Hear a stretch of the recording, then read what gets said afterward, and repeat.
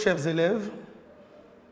Nous sommes aujourd'hui samedi 11 avril 2020 pour la suite de notre cours intitulé « Temporalité et intemporalité dans le pleureux rire d'Henri Lopez et dans le mariage de Figaro de Beaumarchais ». Alors, dernièrement, nous avons vu la première partie consacrée à la temporalité dans ces deux ouvrages. Il était question d'examiner à travers les thèmes, les sujets qui sont abordés dans les deux ouvrages, de regarder si ces sujets traités ou ces œuvres littéraires pouvaient être classées comme les œuvres d'une époque passée. Est-ce que le pleureux rire et le mariage de Figaro peuvent être considérés comme des œuvres limitées dans le temps? Alors pour cette journée d'aujourd'hui, nous allons aborder la deuxième partie de ce sujet qui concerne à étudier la notion d'intemporalité dans le pleureux rire et dans le mariage de Figaro.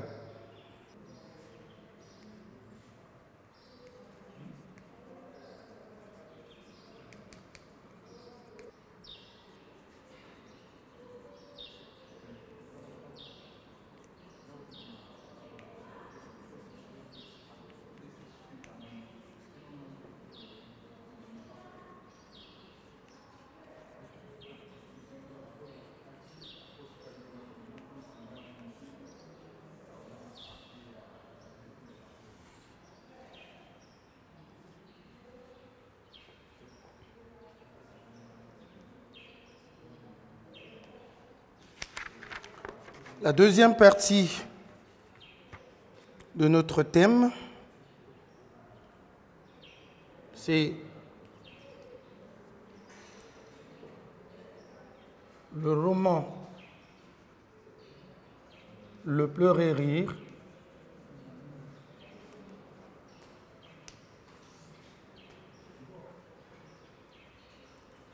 et la pièce de théâtre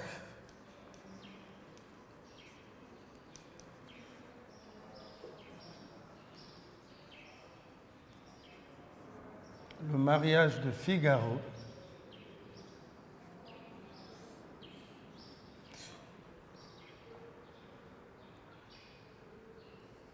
ne sont pas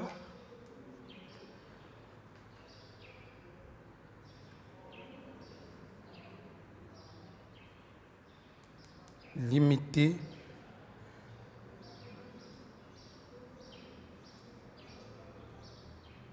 dans le temps. Voilà, donc il s'agit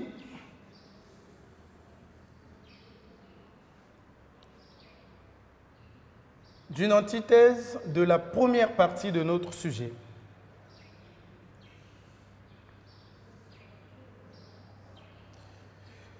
Dans la première partie, nous avons, rappelons-le, nous avons dit que le roman Le pleureux rire et la pièce de théâtre Le mariage de Figaro étaient considérés comme des œuvres d'une époque donnée.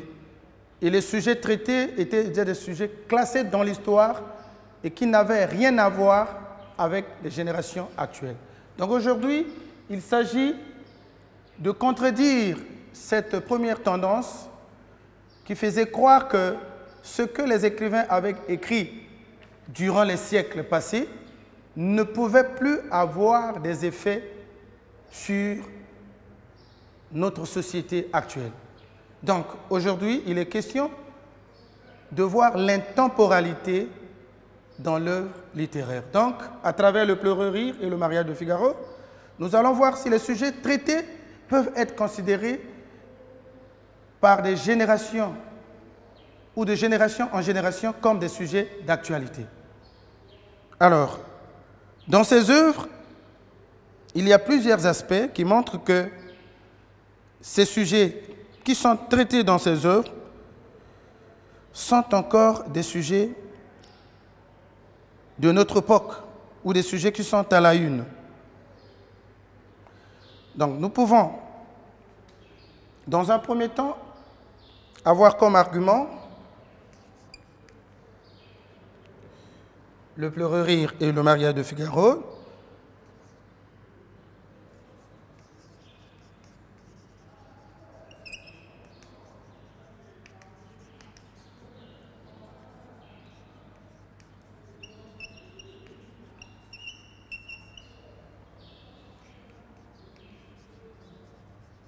Le pleurer rire et le mariage de Figaro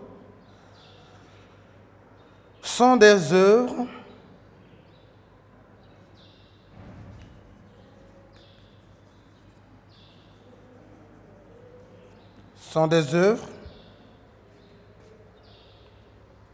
qui traversent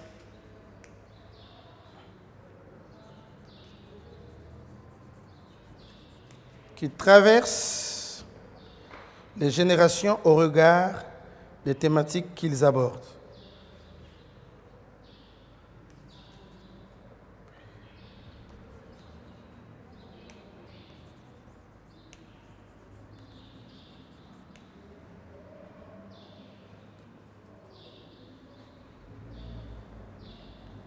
Au regard des thématiques qu'ils abordent.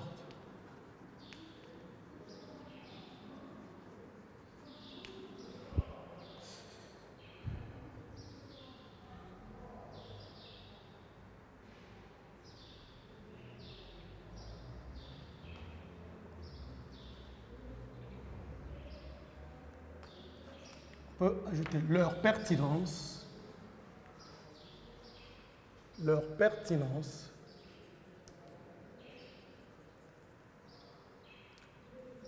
et leur style.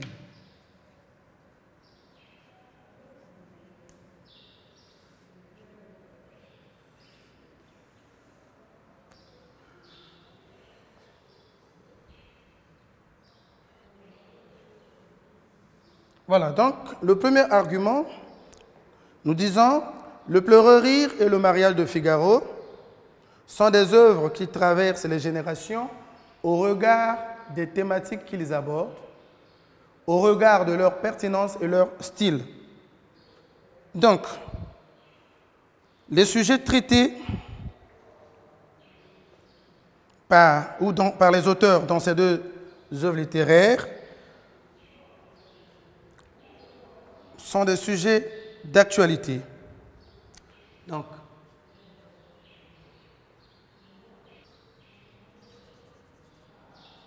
une œuvre littéraire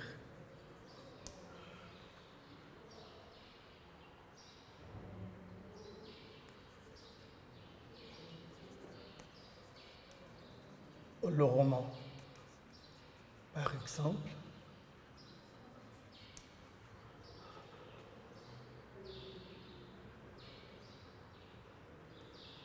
est celle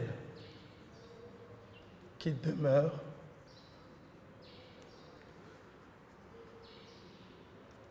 d'actualité.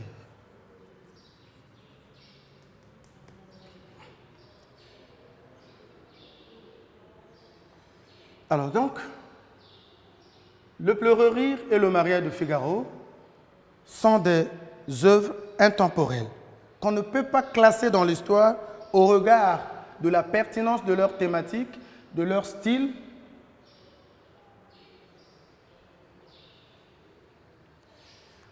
À la ligne, nous écrivons pourquoi ces deux œuvres demeurent des œuvres d'actualité. Pourquoi le pleurer rire et le mariage de Figaro demeurent des œuvres d'actualité.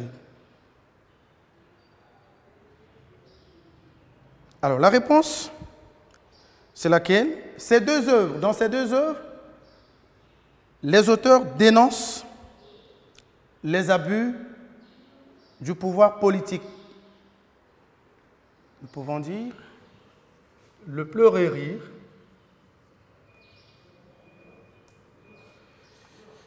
et le mariage de Figaro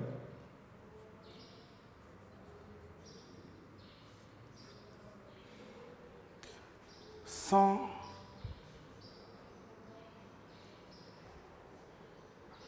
deux œuvres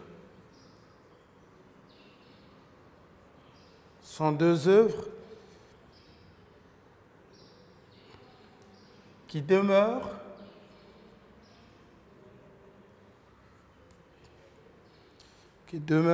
d'actualité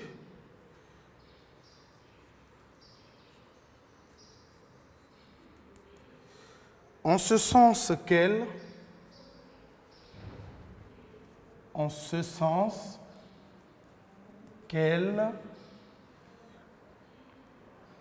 dénoncent les abus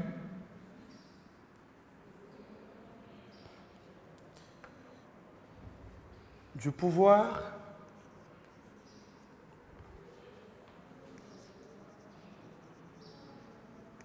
politique.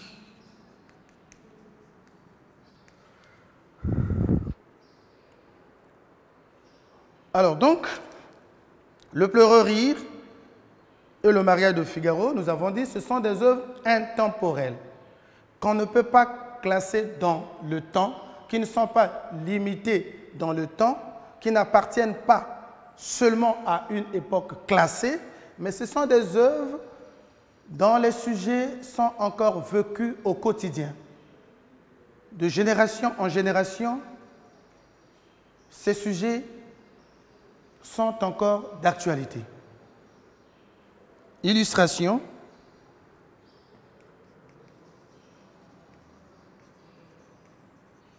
Nous allons trouver quelques faits concrets.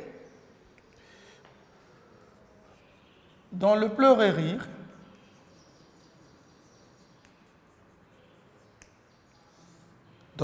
rire, virgule, Henri Lopez dénonce la dictature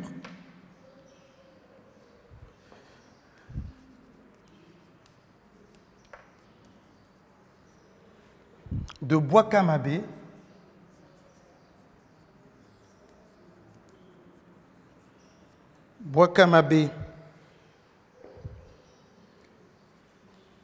qui se perpétue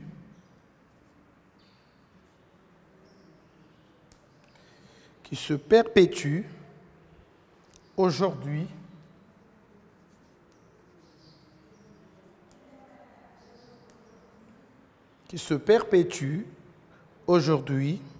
dans la plupart des pays africains.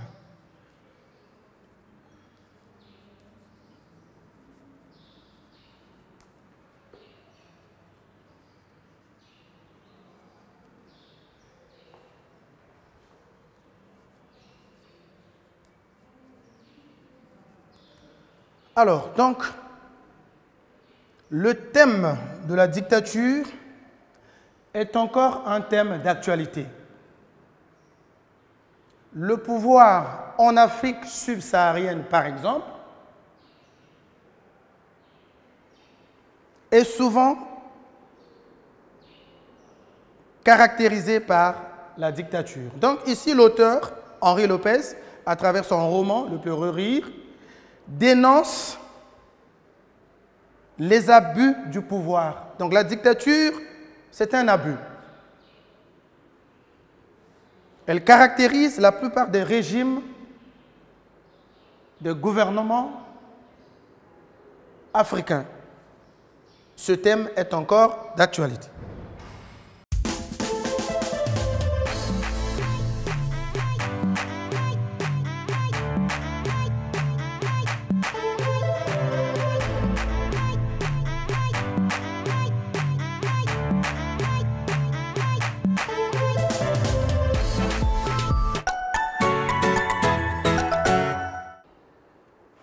Nous constatons que le comte Almaviva, un aristocrate, alors maltraite ses valets. Les valets sont les domestiques, les gens qui travaillent chez lui. Et nous pouvons citer Chérubin, Figaro, Suzanne, Fanchette, Marceline, Basile, Berthelot, ainsi de suite. Alors, donc, le deuxième aspect, nous pouvons dire, dans le mariage de Figaro,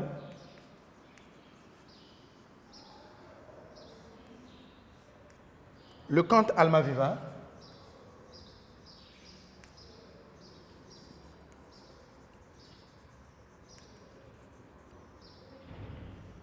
maltraite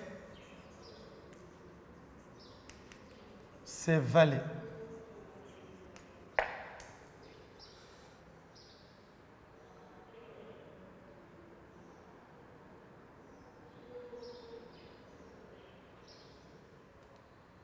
Alors, ce problème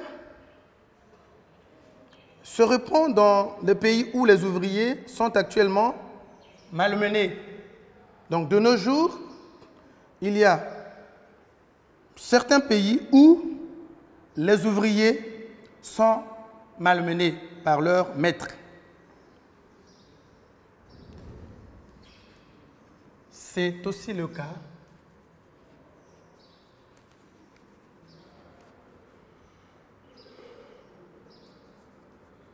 dans certains pays où les ouvriers sont actuellement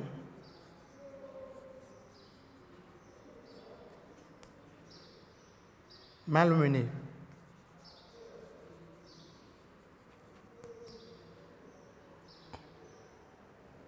Donc la dictature, dans le pleurer rire comme dans le mariage de Figaro, est un sujet réel et ce sujet a encore des répercussions dans nos sociétés. C'est un sujet qui est vécu de génération en génération. Parce que dans le pleurer rire, les nouveaux maîtres, les parvenus au pouvoir, après les indépendances, pensaient bien gérer leur pays. Ils n'ont pas respecté la démocratie, c'était le monopartisme. Et lorsqu'ils ont pris le pouvoir, il y a eu des bavures. La dictature était monnaie courante. Le travail était parfois forcé. Un meeting populaire faisait l'objet des listes préétablies. Donc, dans les entreprises comme dans des services, les listes circulaient. Et chaque chef devrait déposer sur la table de son chef hiérarchique la liste des présents au meeting. Nous avons par exemple, dans le pleurer rire, le meeting au boulevard Bois-Kamabé à Sakadé, où les maîtres et les contre-maîtres avaient des listes. Et celui qui n'était pas là était sanctionné. Donc la dictature est un sujet qui caractérise encore certains États africains. Et dans le mariage de Figaro, oui, les aristocrates ont imposé à leurs valets, à leurs domestiques, plusieurs abus. Nous avons vu, par exemple, les abus contre la femme, les abus aussi contre Figaro, le chef, le comte, le roi, qui n'a pas pu payer son salaire au temps requis, et cela a obligé Figaro d'aller s'endetter auprès de Marceline. Et qu'est-ce que le comte a dit à Marceline? Mais puisque le comte voulait à tout prix bénéficier de la virginité de Suzanne, fiancée de Figaro. Le comte a imposé à Suzanne de faire signer un contrat de mariage forcé avec Figaro. Donc, au cas où Figaro n'arrivait pas à lui rembourser ses 10 000 francs de prêt. Voilà un appui. Et aujourd'hui, dans nos sociétés actuelles, nous avons dit, dans certaines sociétés, les classes ouvrières ou les ouvriers sont aussi malmenés.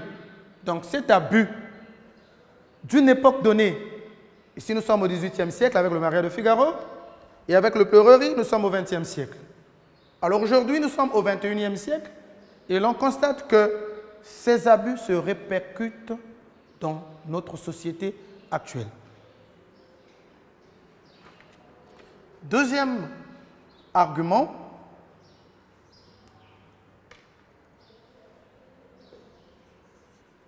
dans ces deux ouvrages,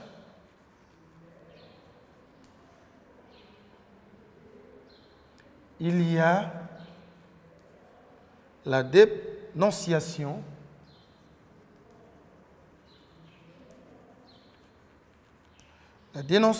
de la dépravation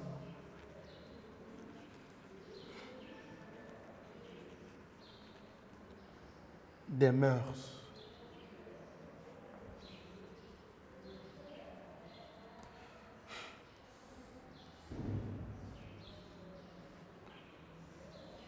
Donc la dénonciation de la dépravation des mœurs.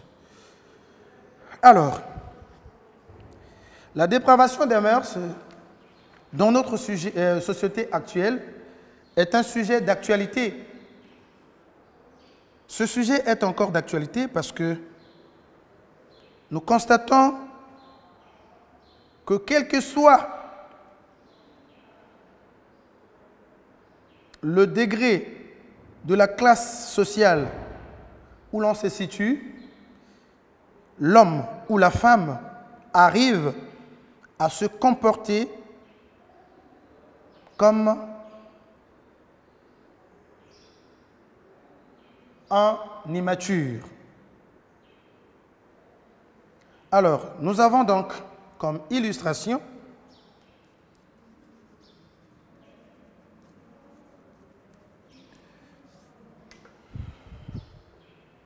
dans le Pleurerie, Soukali et Mamireille sont infidèles. Voyez-vous, nous avons dit Soukali était la femme du directeur de cabinet de Bouakamabé. Nous avons dit Bouakamabé, on peut encore l'appeler tonton. Alors, Bouakamabé, alias tonton, nous avons dit, est l'époux du personnage de Mamireille. Soukali est l'épouse du directeur de cabinet de Bouakamabé, M. Adolphe, un inspecteur des impôts. Alors, donc nous disons, illustration, dans le Pleurerie,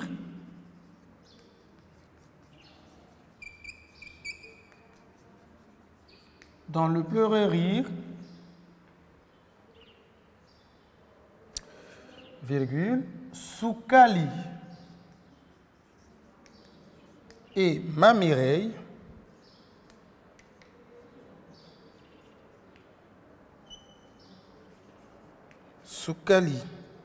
Mamireille sont infidèles.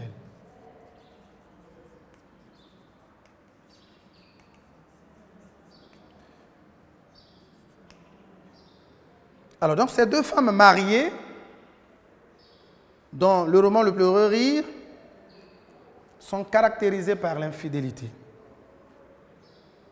Et nous avons dit que pour le personnage de Soukal, par exemple, on doit enrichir, elle profitait des voyages de son mari pour entraîner son amant, maître d'hôtel, dans son lit conjugal. Et elle avait une précaution, laquelle lorsque elle avait rendez-vous avec maître d'hôtel, elle s'achetait un sirop de Fénergan qu'elle faisait boire à ses enfants.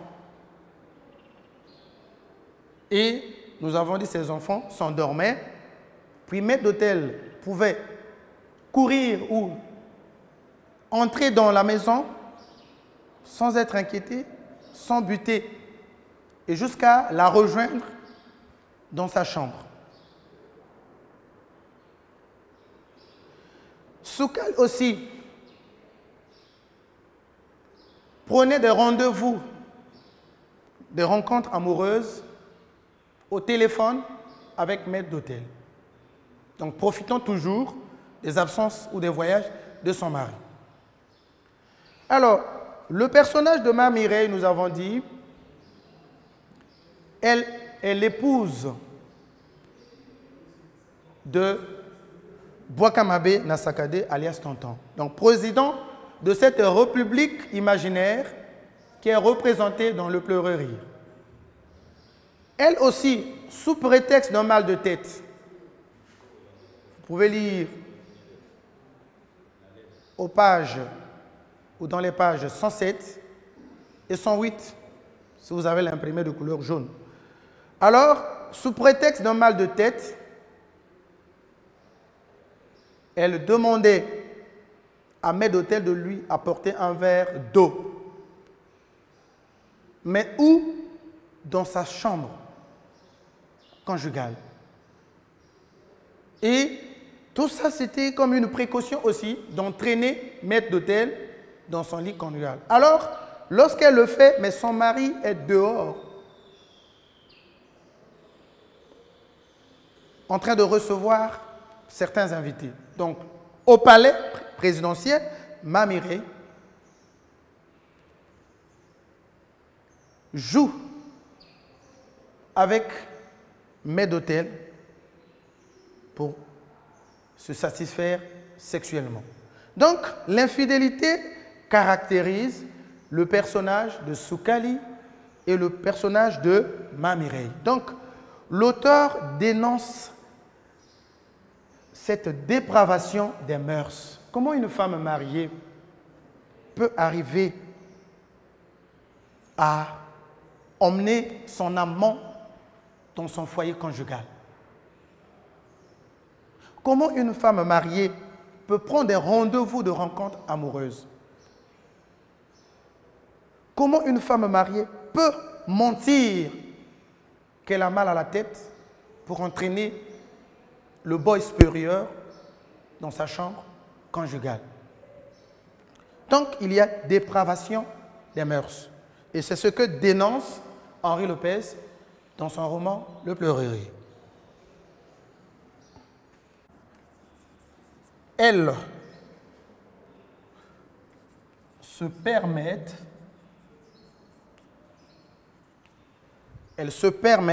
nous continuons de ce côté-ci, d'introduire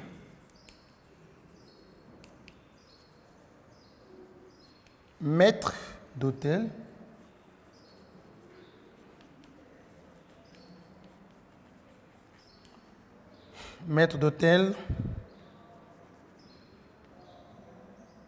dans leur foyer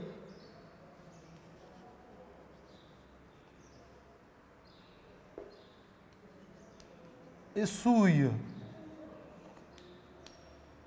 ainsi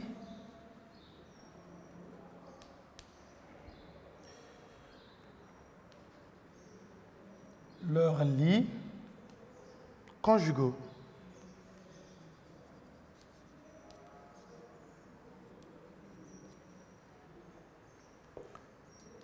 En l'absence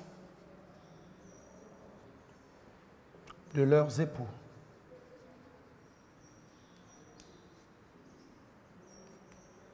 Voilà, donc nous disions, dans le Pleurer-Rire, Soukali et Mame Mireille sont infidèles. Elles se permettent d'introduire maître d'hôtel, donc leur amant, dans leur foyer et souillent ainsi leurs lits conjugaux en l'absence de leurs époux.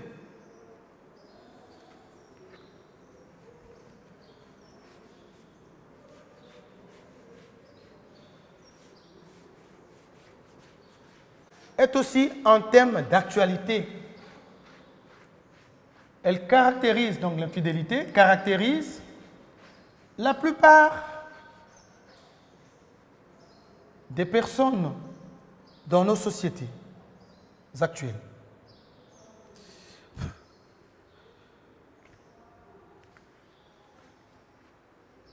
Et l'infidélité ne caractérise pas seulement les femmes.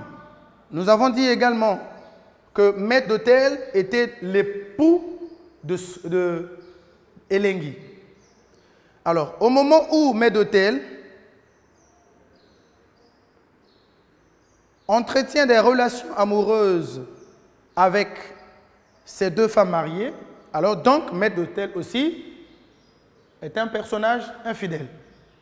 Donc c'est un homme infidèle.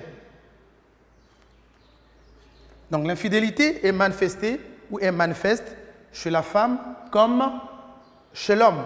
Et dans nos sociétés ou notre société actuelle, l'infidélité est un thème d'actualité.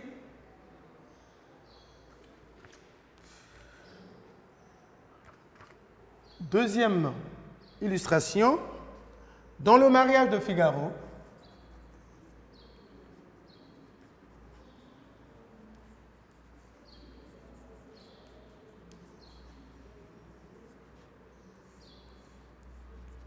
virgule, le comte Almaviva, donc le roi,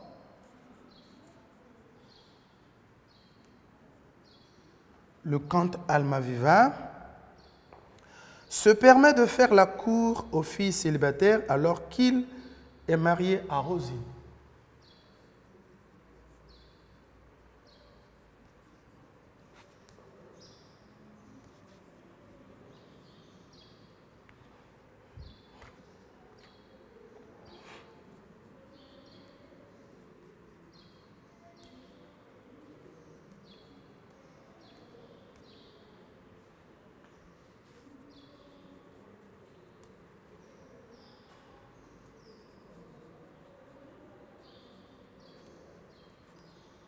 Alors qu'il est marié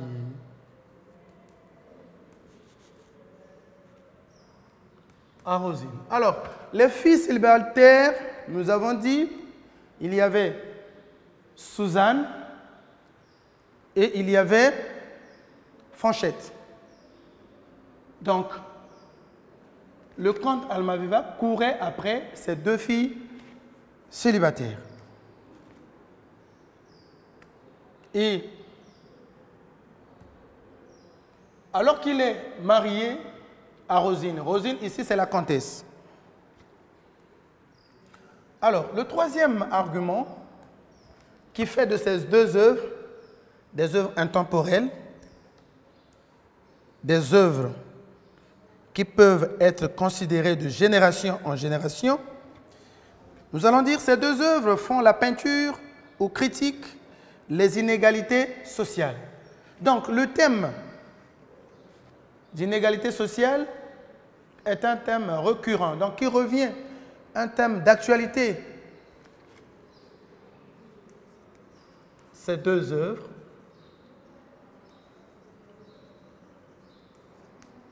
font la peinture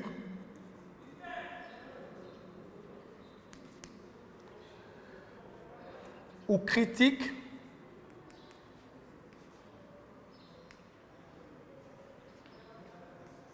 les inégalités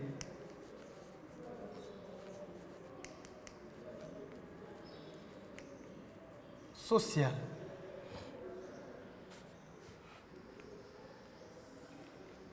Le troisième argument sur l'intemporalité est le fait que ces deux œuvres, le roman Le Pleureur et la pièce de théâtre Le mariage de Figaro, critiquent les inégalités sociales.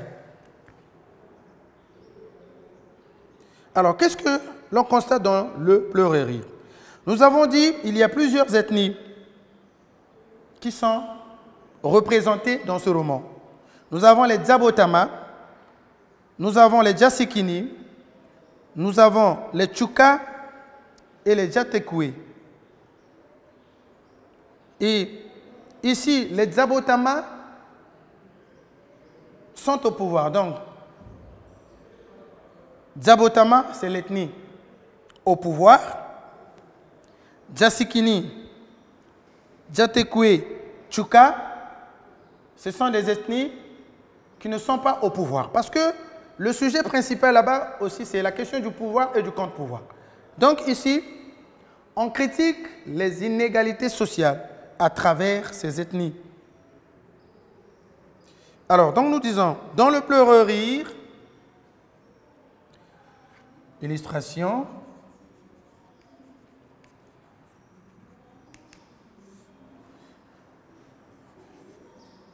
dans le pleurer rire,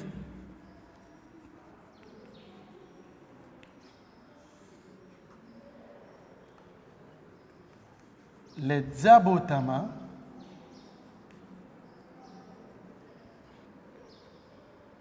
sont privilégiés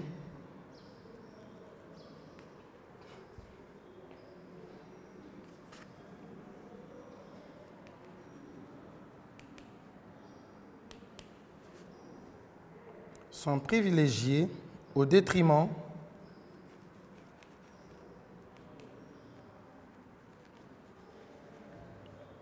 de Djasikini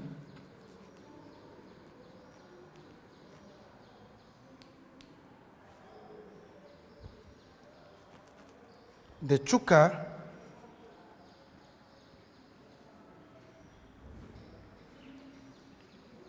et de Djatekwe.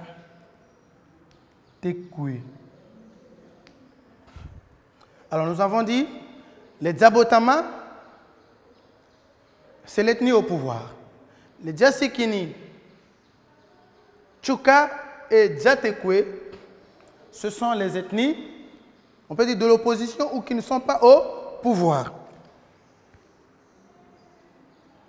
Alors donc, ici, dans le roman Le Pleurer rire d'Henri Lopez, les postes stratégiques du pouvoir sont occupés par les Dzabotama. Donc, si l'on voit bien, Bouakamabé, président de la République, Adolphe, monsieur l'inspecteur, directeur de cabinet, les deux sont des Dzabotama. Maître d'hôtel est nommé au palais, donc il est aussi Dzabotama. Les ministres qui sont au pouvoir, pour la plupart, sont des Dzabotama, de l'ethnie du président Bouakamabé Nassakadé. Et donc, ici, il y a aussi la question du favoritisme. Celui qui ne mérite pas, alors, occupe une haute fonction. Tandis que celui qui est qualifié comme expert ou qui est compétent est mis de côté. Il est marginalisé. Donc, le pleurer rire, à travers ce thème d'inégalité sociale, est une œuvre intemporelle. Le mariage de Figaro, dans le mariage de Figaro,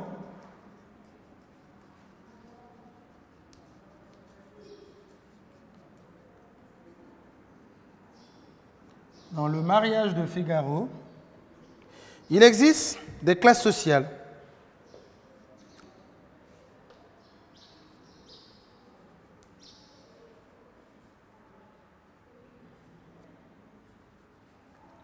Il existe des classes sociales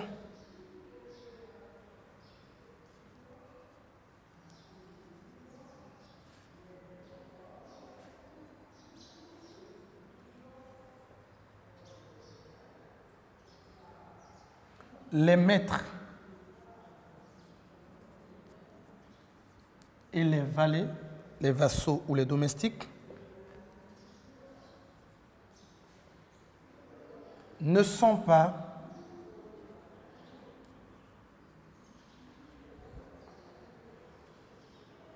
dans le mariage de Figaro, virgule, il existe des classes sociales, deux points, les maîtres et les valets ne sont pas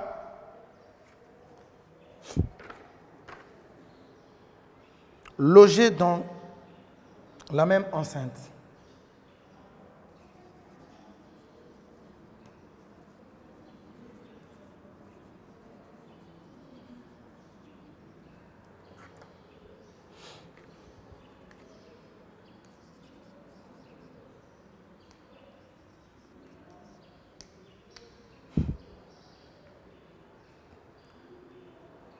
Dans le mariage de Figaro, virgule, il existe des classes sociales. Les maîtres et les valets ne sont pas logés dans la même enceinte. Point.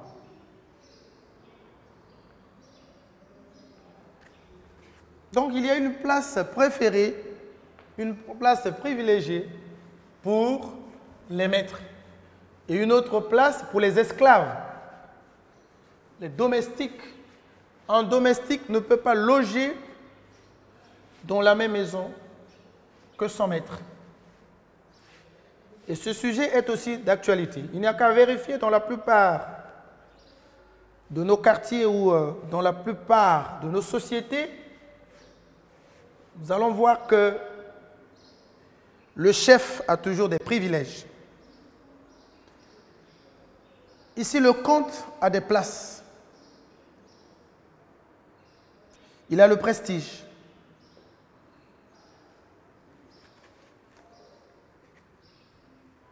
Alors, donc, dans le mariage de Figaro, il existe des classes sociales. Les maîtres et les valets ne sont pas logés dans la même enceinte. Point. Marceline qualifie donc,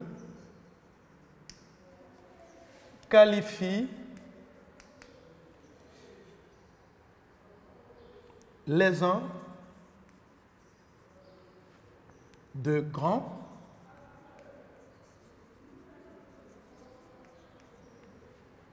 et les autres de petits.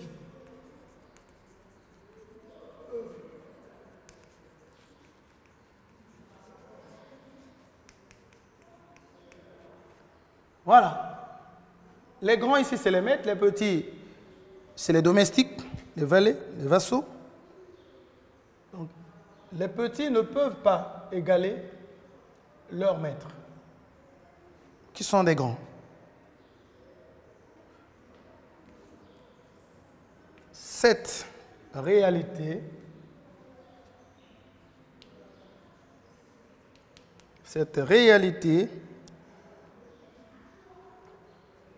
est présente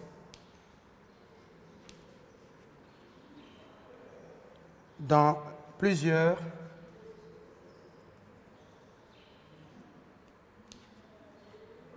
pays où règne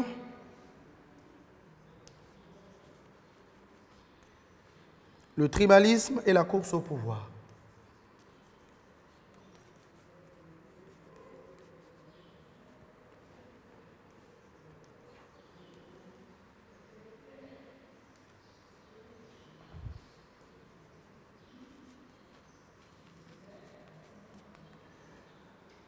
Alors, donc,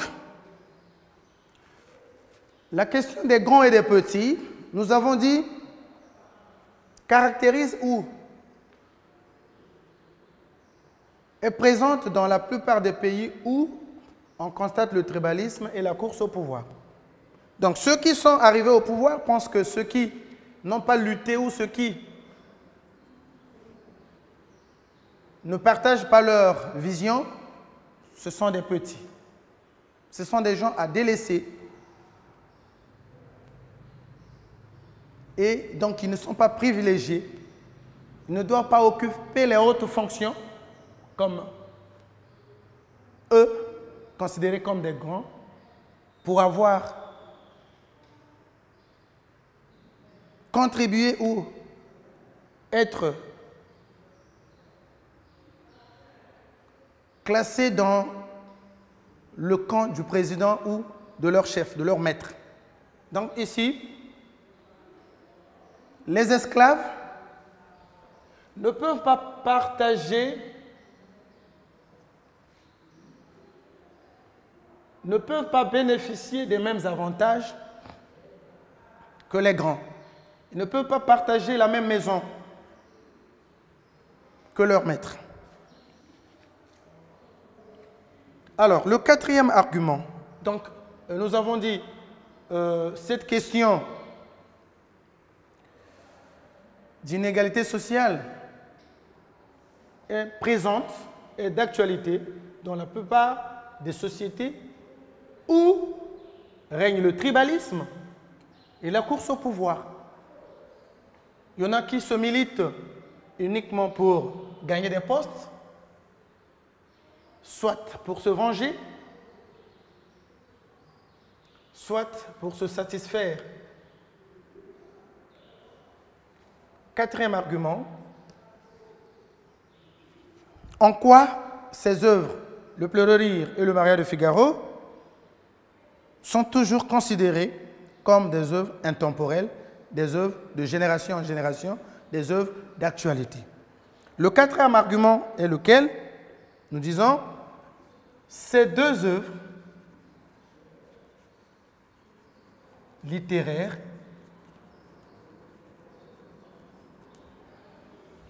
dénoncent la violence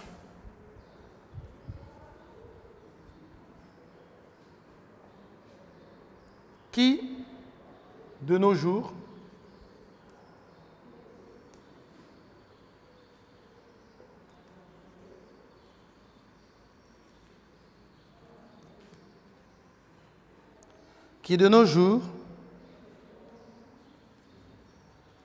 est monnaie courante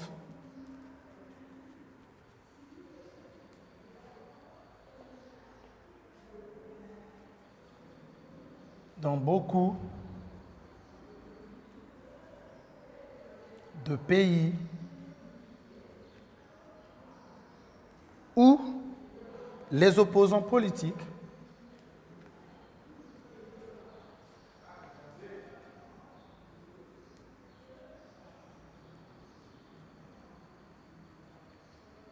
ces deux œuvres littéraires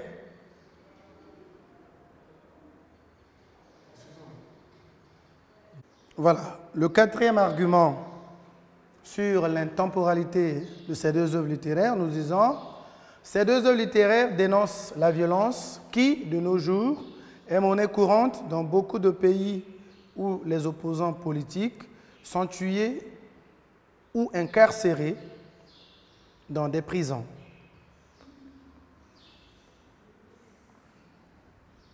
Ces deux œuvres littéraires dénoncent la violence qui, de nos jours, est monnaie courante dans beaucoup de pays où les opposants politiques sont tués ou incarcérés dans des prisons.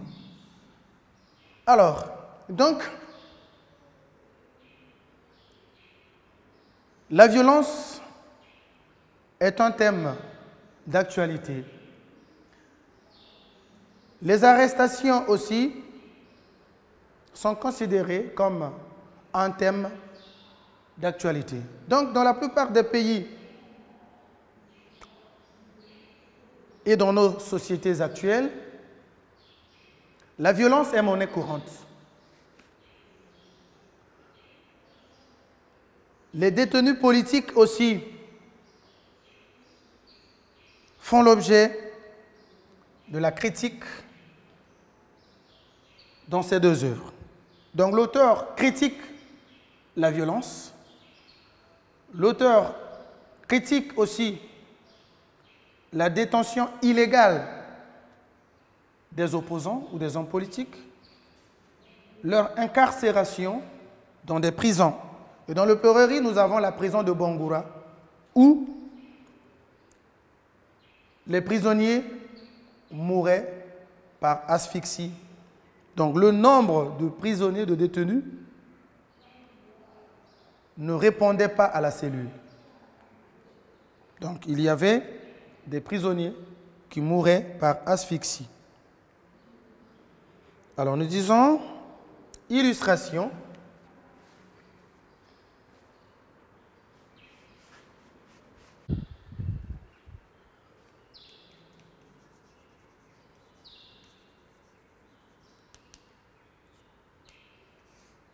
Alors, nous avons le cas de Yabaka, le capitaine Yabaka. Donc, nous disons, dans le pleurer rire,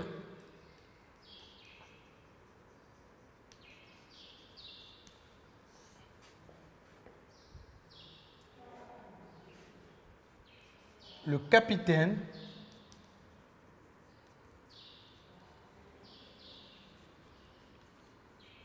Yabaka est torturé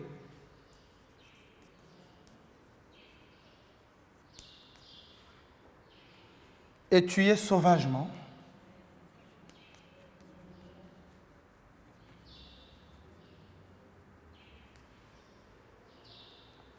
par le commando Bazooka.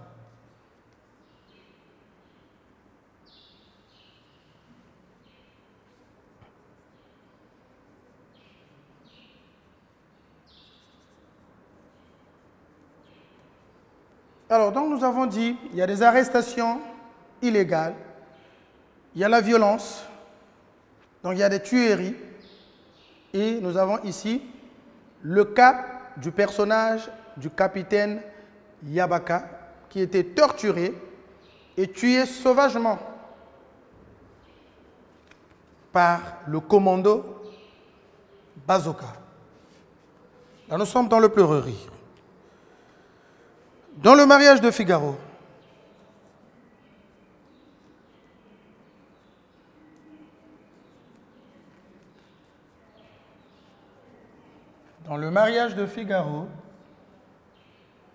le comte Almaviva se trouve violent envers Chérubin. Chérubin, c'est son valet, son premier page. Donc il est considéré comme son homme de main, son garde du corps. C'est lui qui est initié au métier d'armes. Alors, Chérubin, donc, dans le mariage de Figaro, le comte Almaviva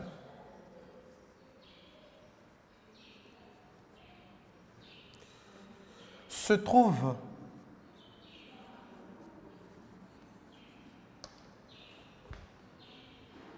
violent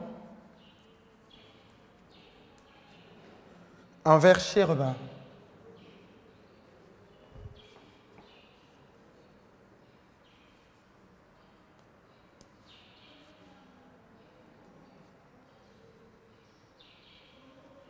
Son valet.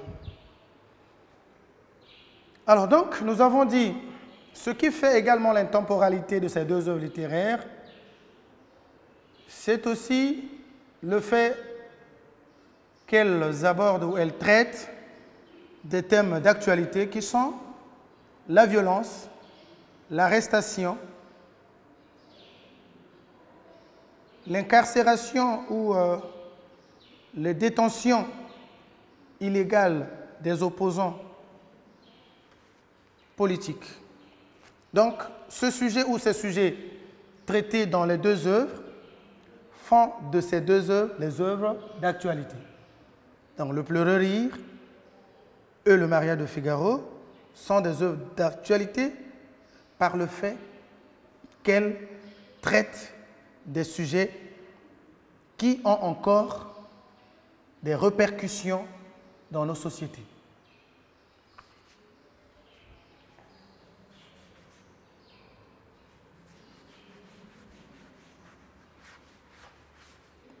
Le cinquième argument sur l'intemporalité de ces deux œuvres, ce qui fait de ces deux œuvres les œuvres qui ne se limitent pas dans le temps, des œuvres qui se vivent ou encore qui ont encore des effets ou des répercussions dans nos sociétés, il y a également le fait que dans ces deux œuvres, les auteurs ont traité aussi de la condition de la femme.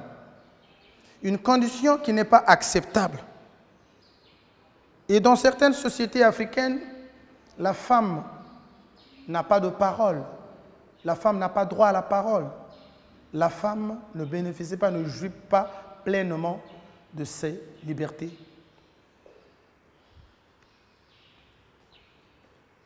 Alors donc 5.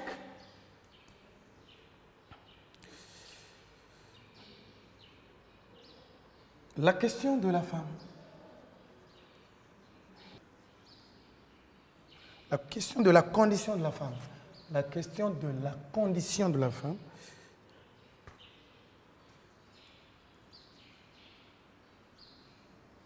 N'est pas acceptable.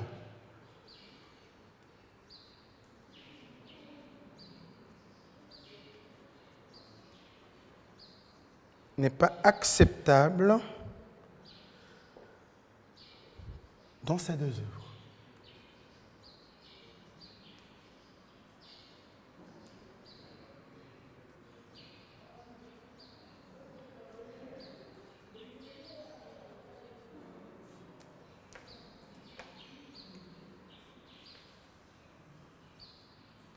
La question de la condition de la femme n'est pas acceptable dans ces deux œuvres. Alors, nous avons deux illustrations. La première, c'est laquelle?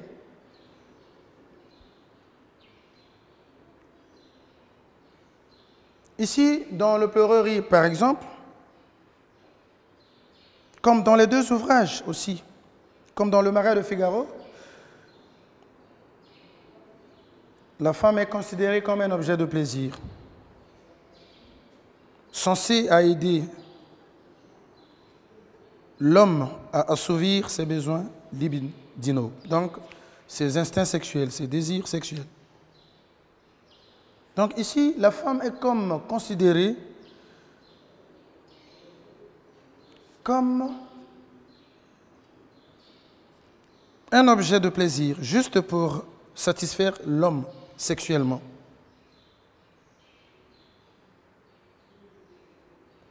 Nous l'avons vu avec les personnages de Soukali et de Mamire.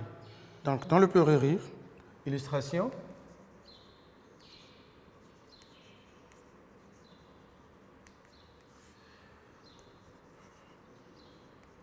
Dans le Pleurerie,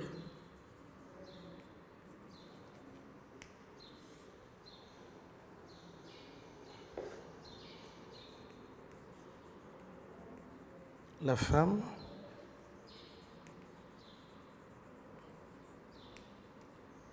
est considérée comme un simple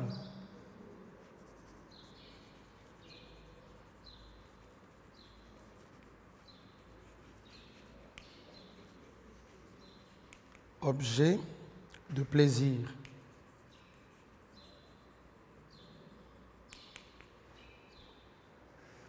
Elle est censée aider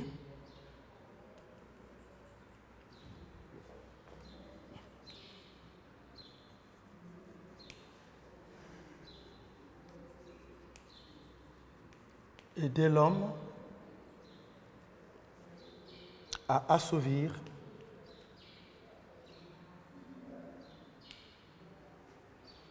ses besoins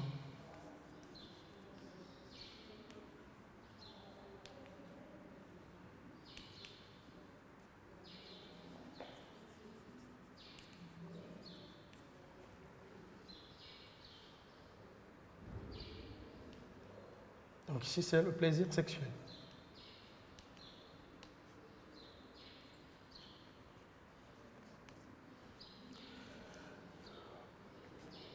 Alors donc, la femme est considérée comme un simple objet de plaisir, surtout pour satisfaire les instincts sexuels de l'homme. Voilà la condition réservée à la femme. Et cette condition n'est pas acceptable. Malgré qu'elle ne soit pas acceptable, mais ce sujet est un sujet récurrent est un sujet qui est encore vécu dans certaines sociétés actuelles. La femme est là uniquement pour aider l'homme à se satisfaire sexuellement. Dans le mariage de Figaro,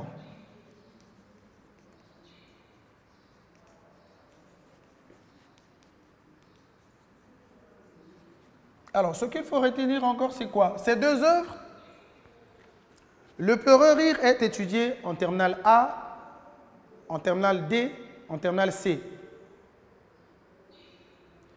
Mais le mariage de Figaro n'est étudié qu'en terminale A. Donc, les élèves de terminale A ont dans leur programme officiel 2 œuvres intégrales au programme. Le roman Le Peureux Rire et la pièce de théâtre Le mariage de Figaro. Donc, des éléments que nous donnons ici pour un élève candidat au bac de série scientifique, voilà, il ne peut que retenir ce qui a trait avec le roman Le Peureux Rire. Cependant, l'élève de terminale A, candidat au bac, doit avoir la connaissance de tout ce qui est dit dans ces 2 œuvres littéraires. Alors, donc nous disons, dans Le mariage de Figaro, virgule, le comte veut conquérir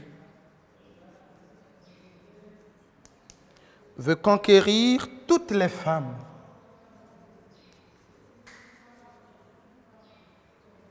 dans Le mariage de Figaro, virgule, le comte veut conquérir toutes les femmes du château.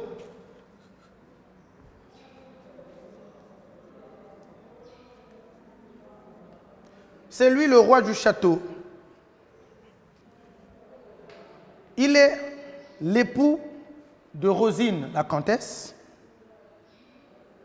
mais pour son libertinage sexuel, il veut conquérir toutes les femmes du château. Donc, les domestiques, les femmes domestiques,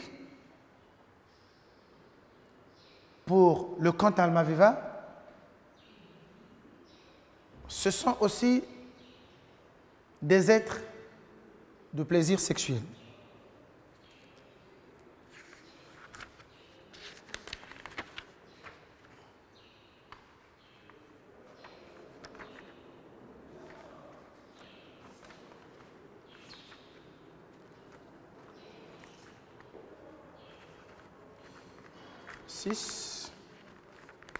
Le Peureux Rire et le mariage de Figaro ont une éternité de style avec la recherche de la bonne langue, du respect des normes rédactionnelles, du genre littéraire et de la recherche du beau.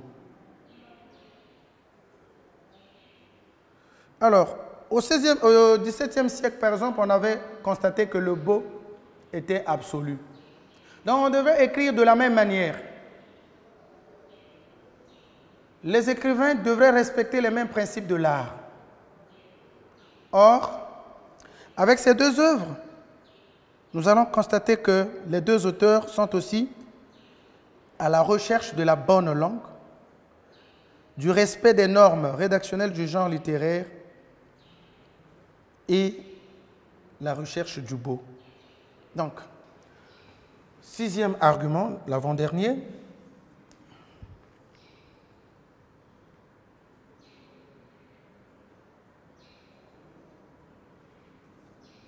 Ces 2 œuvres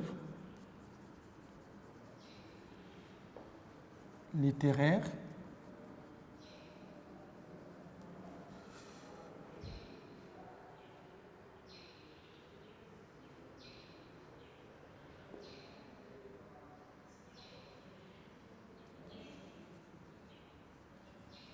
pour les auteurs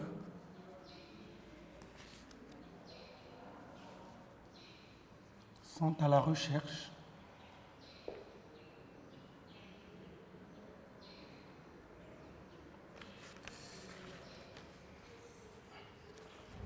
donc on peut dire au plan stylistique, sont à la recherche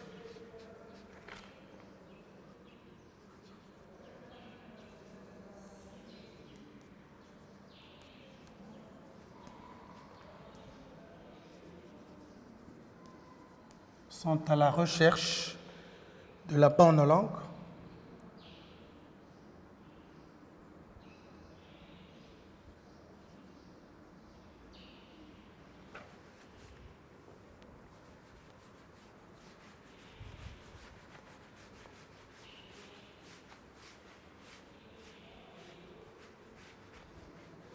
De la bonne langue.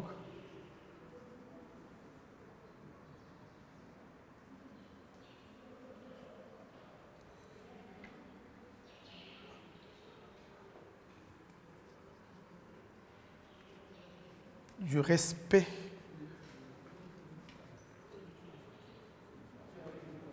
des normes rédactionnelles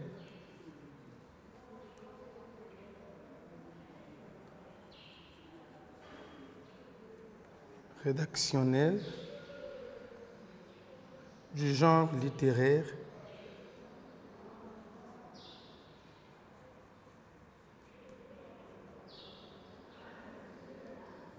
et du beau et de la recherche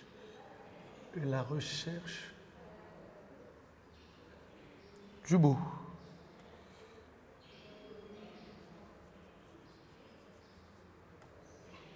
Voilà, donc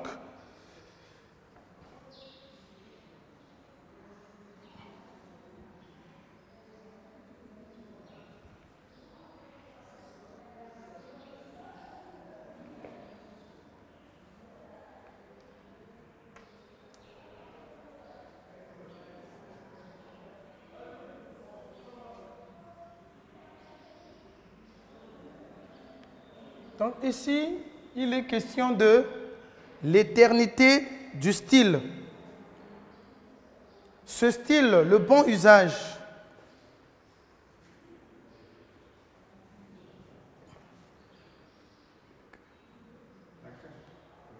Argument 6, nous avons dit, ces deux œuvres littéraires, pour les auteurs, au plan stylistique, sont à la recherche de la bonne langue, du respect des normes rédactionnelles, du genre littéraire et la recherche du beau. En d'autres termes, Le Pleureur rire et Le Mariage de Figaro, donc ces deux œuvres, ont une éternité de style. Donc la question du style est aussi un thème d'actualité. La recherche du beau, la recherche du respect des principes de l'art est aussi un sujet d'actualité. Alors, illustration.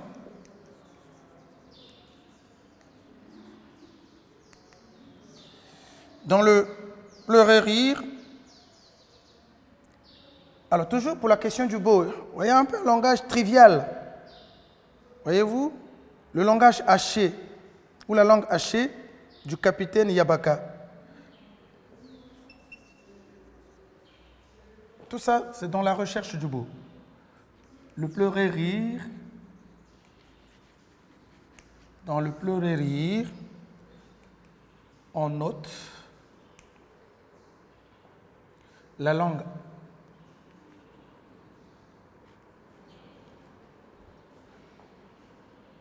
châtiée,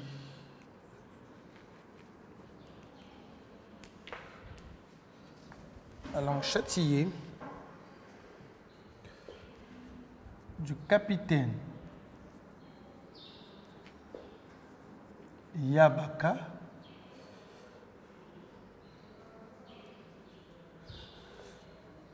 la polynarration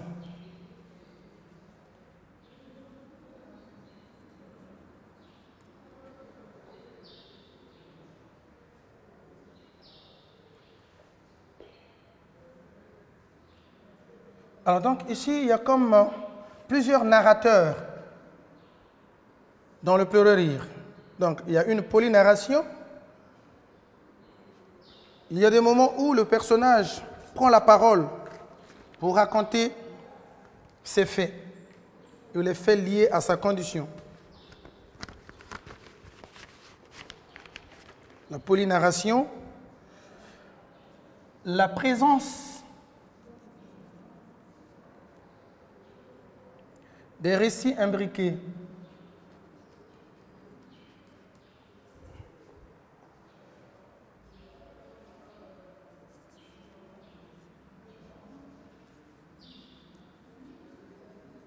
Alors, lorsqu'on lit le pleurer, on a l'impression d'un désordre.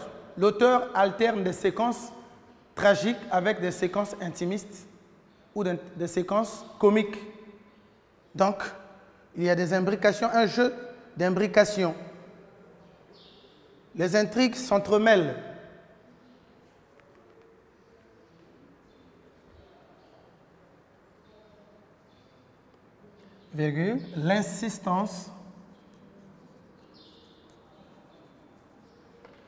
L'insistance sur le comique.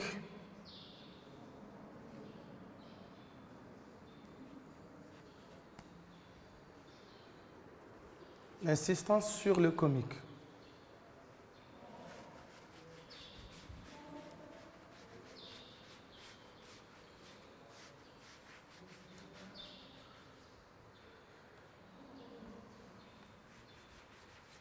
La polynarration, nous avons dit que il y a plusieurs histoires liées aux personnages et il y a des moments où chacun des personnages prend la parole pour parler de sa situation. On a parlé de la polynarration. Et dans le pleurer, nous savons que le narrateur principal, c'est maître d'hôtel. Mais en dehors de maître d'hôtel, il y a des personnages qui prennent la parole pour parler de leur situation. Nous avons par exemple Soukal qui demande à maître de lui trouver un emploi. Nous avons aussi la communication dans des séquences intimistes entre maître d'hôtel et le personnage de Mamiré. Donc, le personnage prend la parole pour parler de sa situation. Donc, nous avons la présence des récits imbriqués. Les récits imbriqués, nous avons dit, il y a un mélange de séquences. On peut avoir des séquences tragiques, c'est-à-dire qui traduisent la mort. Il y a des séquences intimistes qui parlent des relations amoureuses et des séquences comiques donc, qui font rire. Alors, dans le mariage de Figaro,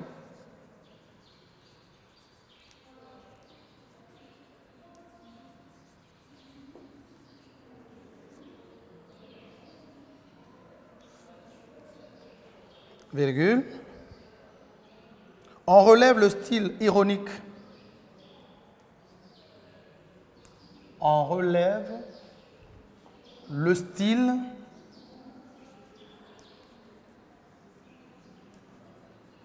ironique de Figaro, le personnage de Figaro.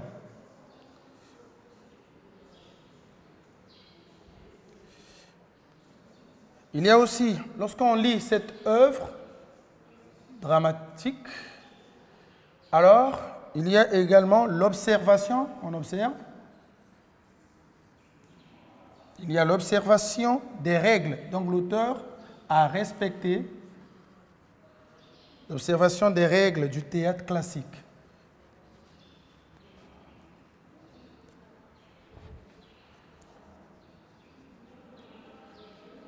Alors, ces règles-là sont lesquelles? On parle de la règle de 3 unités. Donc, la scène ou la pièce devait se passer en un seul lieu, en un seul temps, donc une seule action, en un seul temps, en un seul lieu. Alors, donc, on va dire règle de 3 unités. Unité de temps, unité de lieu, unité d'action.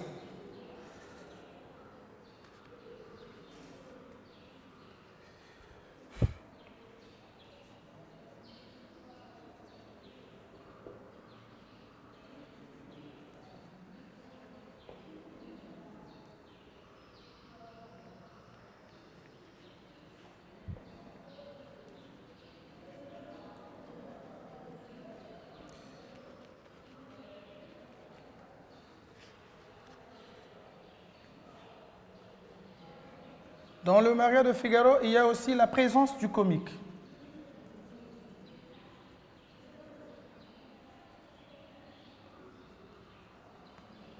Donc c'est un genre comique. Et là-bas dans le pleurer, on a dit le genre, c'est le genre romanesque. Et ici nous avons le comique à travers le mariage de Figaro. Alors enfin, le dernier argument qui fait de ces deux œuvres des œuvres intemporelles, donc dignes d'intéresser la postérité.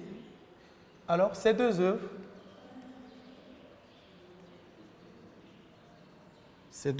le Pleurerie et le mariage de Figaro, représentent une éternité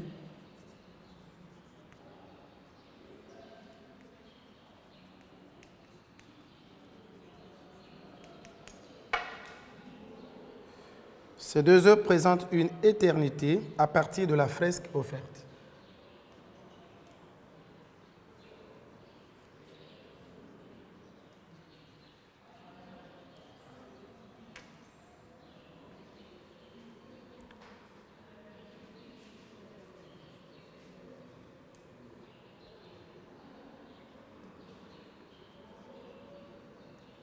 Le choix d'une période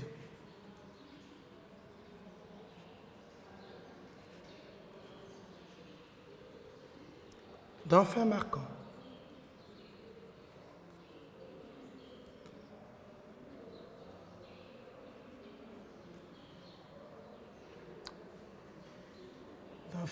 la société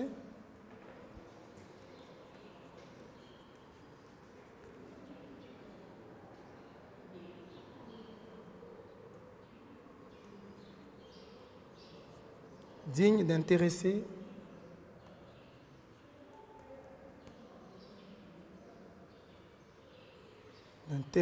la postérité, dans les générations futures. Voilà, donc ces deux œuvres, le Pleurer et le mariage de Figaro, présentent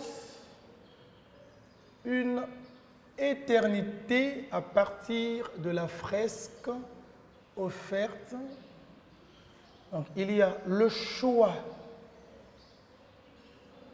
d'une époque, d'un fait marquant la société digne d'intéresser le public. Nous voyons ici, les auteurs, chacun d'eux a choisi un thème principal. Dans le Pleurer, nous avons la question du pouvoir et du contre-pouvoir. Donc, il y a d'une part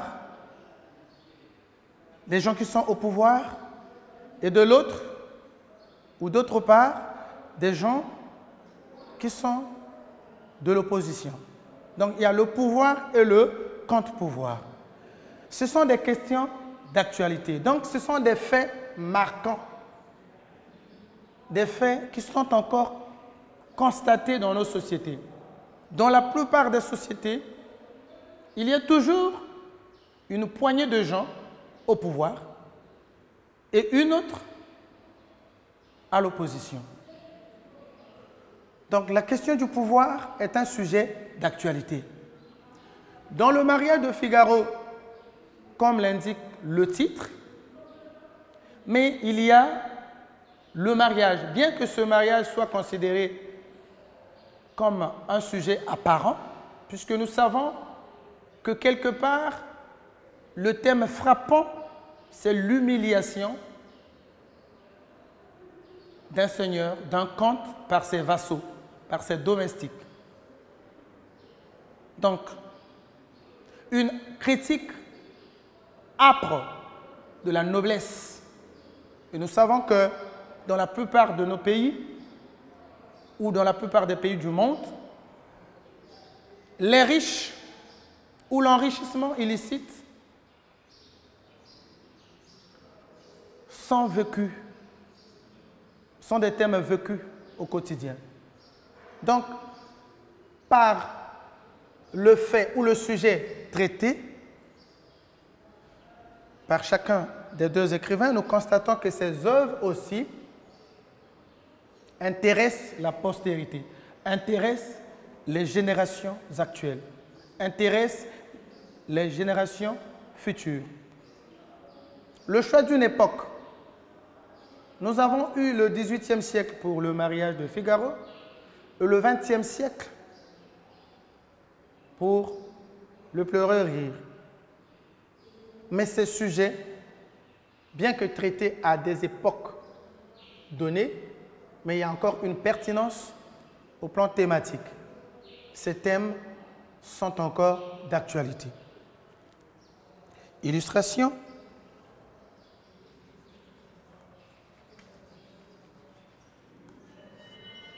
Dans le pleureur rire, alors il s'agit de quelle période?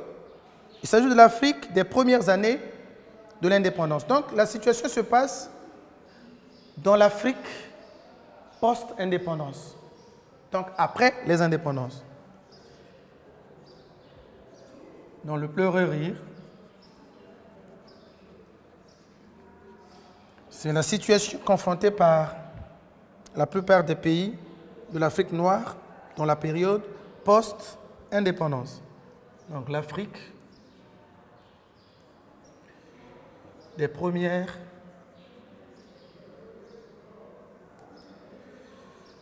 années de l'indépendance.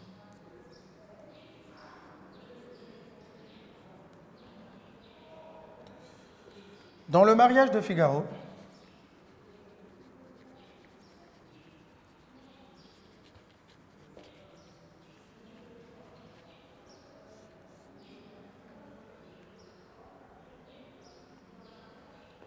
c'est la fin, donc à la fin de la monarchie.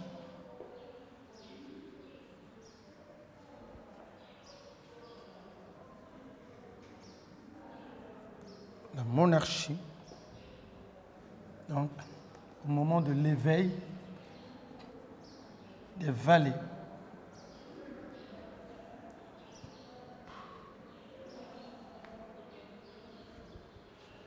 Donc ici, dans le mariage de Figaro, nous allons constater que les valets ont vaincu le comte Almaviva. Les valets ont mis fin au pouvoir ou aux abus du comte Almaviva.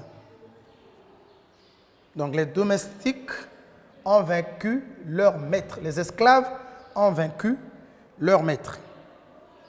Il y a eu donc humiliation du comte Almaviva par ses domestiques.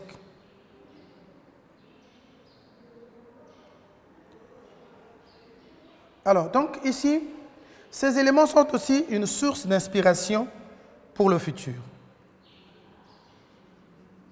Source d'inspiration. Donc, des autres auteurs.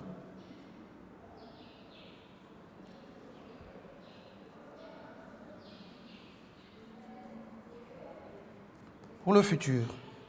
Alors donc, les faits évoqués ou les thèmes évoqués ont intéressé aussi Emmanuel Dongala dans Photos de groupe au bord du fleuve. Donc nous avons le cas de Emmanuel. Emmanuel Dongala.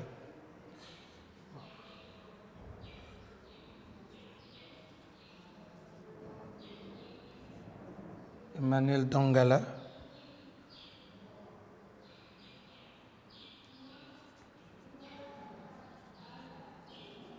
Dans Photos de groupe.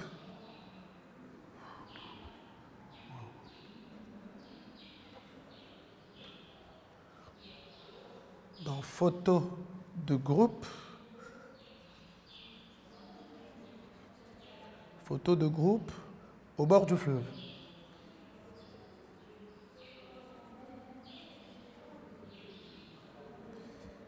Photos de groupe au bord du fleuve. Donc,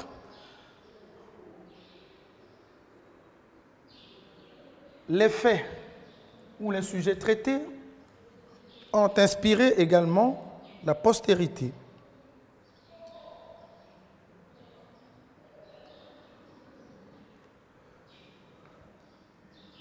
Donc, il parle aussi de la dictature, comme Henri Lopez.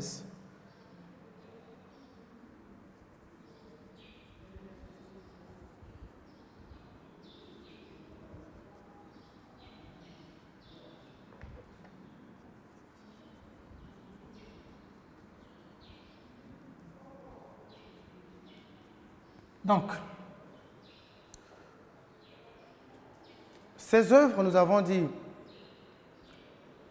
sont aussi intemporelles parce que les sujets traités inspirent aussi d'autres écrivains actuels. Nous avons le cas de Emmanuel Dangala dans Photos de groupe au bord du fleuve. Dans cette œuvre littéraire, l'auteur parle aussi de la dictature, comme a su le faire Henri Lopez. Le mariage de Figaro est encore mis en scène aujourd'hui. Donc on peut dire le mariage de Figaro, donc par la richesse de ses thèmes, est encore mis en scène.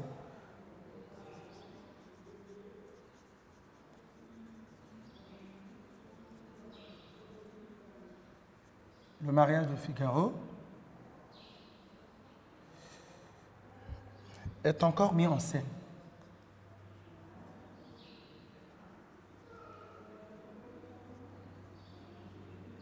Donc, la pièce est encore jouée par les générations mis en scène aujourd'hui.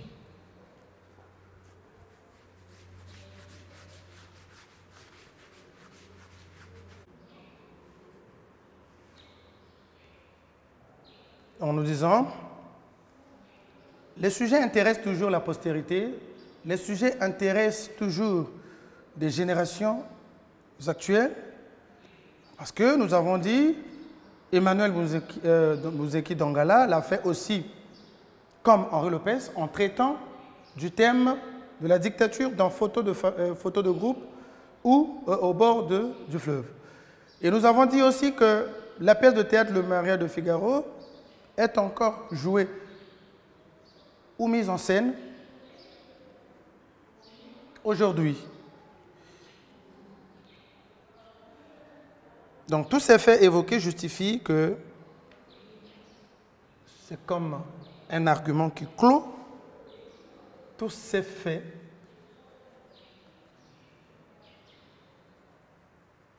évoqués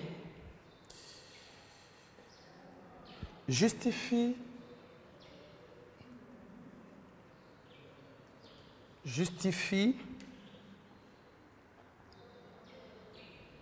que le pleureur-rire, que le roman Le pleureur-rire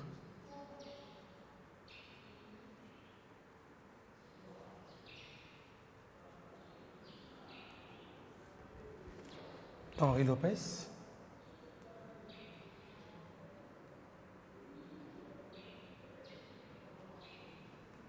et la pièce de théâtre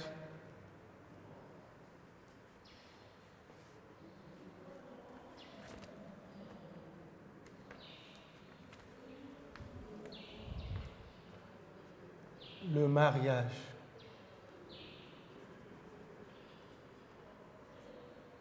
de Figaro de Beaumarchais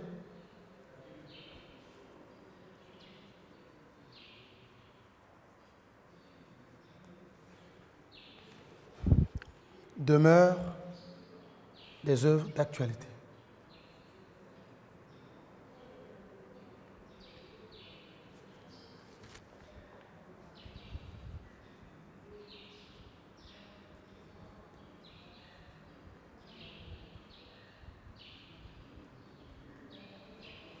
Donc ce sont des œuvres intemporelles.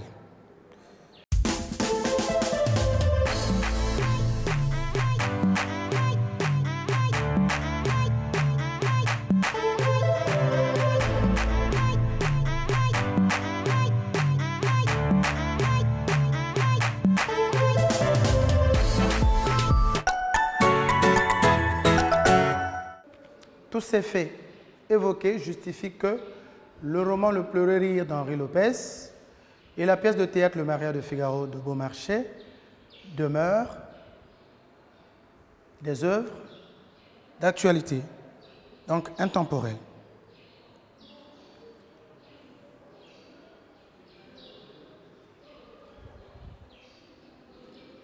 Alors, nous allons dire qu'au terme de notre analyse, virgule, au terme de notre analyse, virgule, il y a lieu de retenir que ces deux œuvres étudiées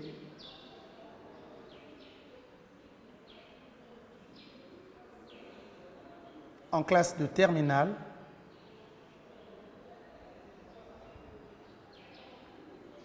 littéraire ou scientifique,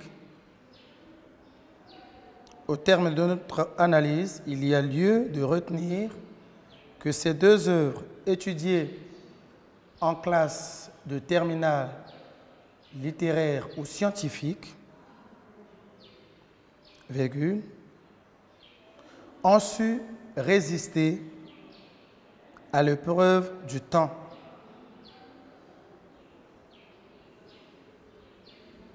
Au terme de notre analyse, virgule, il y a lieu de retenir que ces deux œuvres étudiées en classe de terminale littéraire ou scientifique, virgule, ont su résister à l'épreuve du temps, virgule, compte tenu des différents thèmes, compte tenu des différents thèmes, virgule, du style et de la fresque présentée.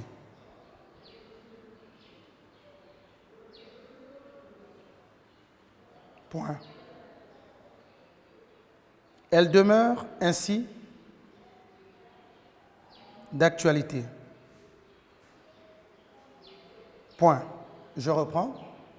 Au terme de notre analyse, virgule, il y a lieu de retenir que ces deux œuvres étudiées en terminale littéraire ou scientifique, virgule, ont su résister à l'épreuve du temps, virgule, compte tenu des différents thèmes, virgule, du style et de la fresque présentée. Point. Elle demeure ainsi d'actualité. Point final.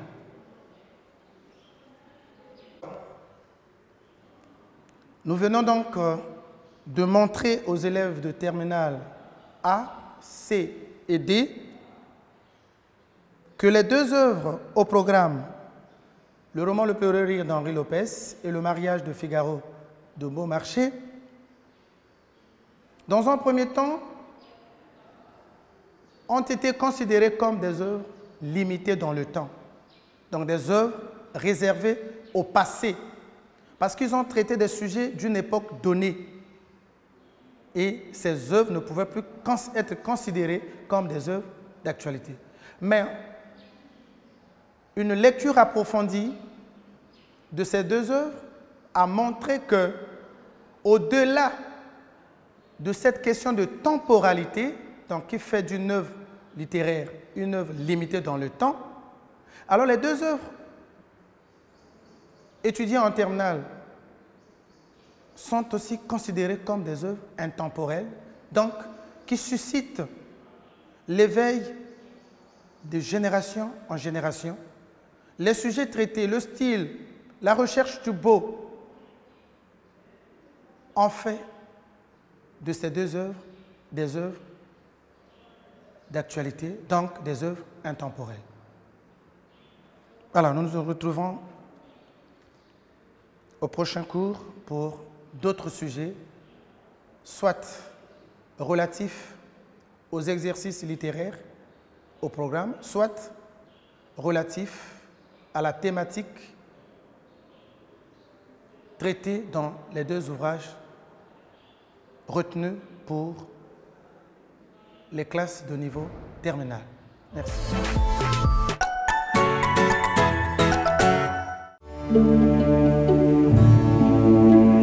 Chers parents, chers élèves du préscolaire, primaire, collège et lycée, chers apprenants des centres d'alphabétisation et de rescolarisation, ce message vous concerne.